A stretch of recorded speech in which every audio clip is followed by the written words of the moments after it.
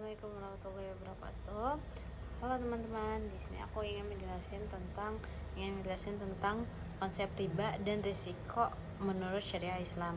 Nah, aku tuh ingin ngasih tahu dulu apa sih itu riba. Riba itu adalah tambahan atau keuntungan yang didapatkan secara tidak adil dalam transaksi pinjam meminjam dan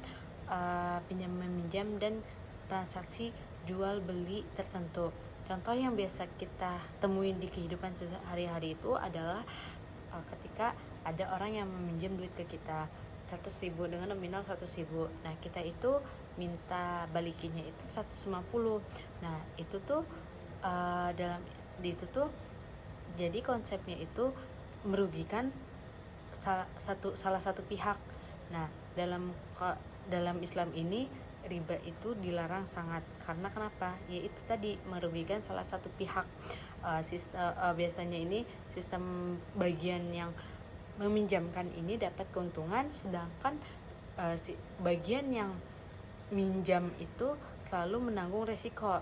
Nah, padahal dalam Islam itu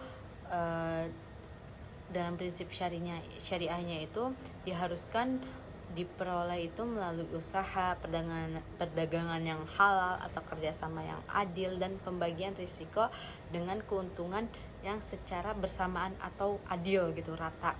Nah, apa aja sih risiko dalam riba menurut syariah ini?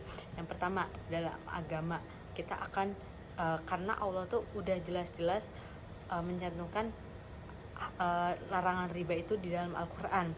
Nah, kita melakukan itu dengan dosanya itu dosa berat banget. Dosanya itu dosa berat. Nah, itu sama dengan kita mendapatkan dosa. Nah, dalam segi resiko ekonomi itu dapat membuat seseorang terjebak dalam lingkaran hutang. Jadi semakin lama kita membayar utang, tenggang waktu kan pasti ada bunganya itu berapa persen, kalau kita nunggak lagi berapa persen, bunganya berapa persen.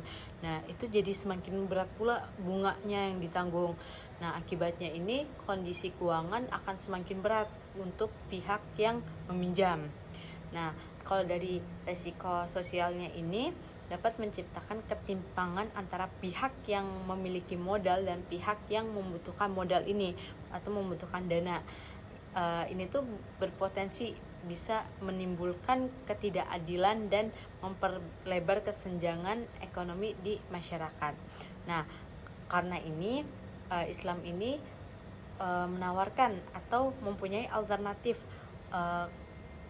berupa sistem keuangan syariah yang menggunakan prinsip bagi hasil, jual beli transparan, dan kerjasama yang saling menguntungkan.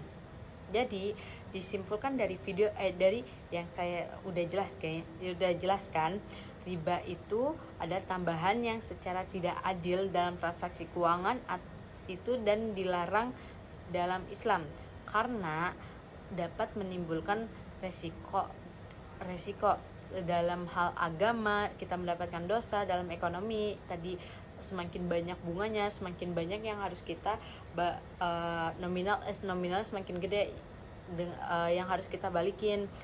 Nah, atau bisa jadi dalam segi sosial itu tuh terjadi ketimpangan sosial atau kayak kesenjangan.